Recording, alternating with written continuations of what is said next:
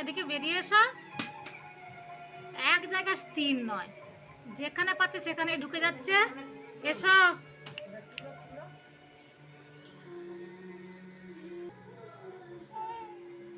মার বাবা ডাকছে, চলো এসো। বাইরে বেরিয়েছো, ওখানে কি করছো? খাটের কোণে পালিয়ে এসো, পালিয়ে এসো। ওখানে শোয়ার জায়গা তো।